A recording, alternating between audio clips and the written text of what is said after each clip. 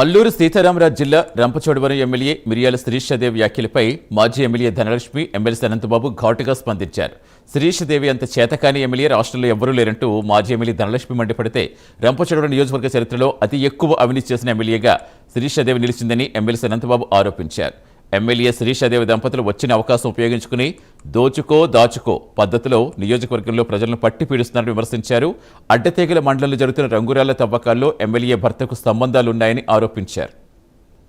అనంతబాబు అనేవాడు నెగ్గినా ఓడినా అధికారం ఉన్నా లేకపోయినా నిరంతరం ప్రజల్లోనే ఉంటాడు. ప్రజల సమస్యలు ఎలుగెత్తు చాటుతూనే ఉంటాడు. మీరు చేసే తప్పులు మీరు ఎన్ని భయపెట్టినా ఎన్ని మాటలు మాట్లాడినా భయపడేది లేదు, ఒక్క అడుగు కూడా వెనకేసే ప్రసక్తి లేదు. ఆ రకంగానే ఉంటాం.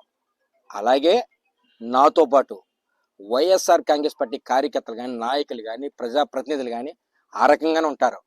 నీలాంటి ప్రలోభాలకి ఎక్కడ లొంగరు. అర్థమైందా? ఎవరు నేను చెప్తా ఉన్నాను కదా ఒక్క సర్పంచ్ని కానీ ఒక్క ఎంపీటీసీని కానీ ఎంతో ప్రయత్నాలు చేసావు. నువ్వు ఇదే రంపచోడలో పెద్ద బూమ్రాక్ చేసావు. బోలు మంది సర్పంచ్ వచ్చేస్తారు, బోలు మంది జాయిన్ అయిపోతారని ఓ డేట్ కూడా ప్రకటించింది. మీ అందరికి గుర్తుండే ఉంటుంది. అప్పుడు ఎంతమంది వచ్చారో ఎంతమంది జాయిన్ అయ్యారో మీరు చూశారు.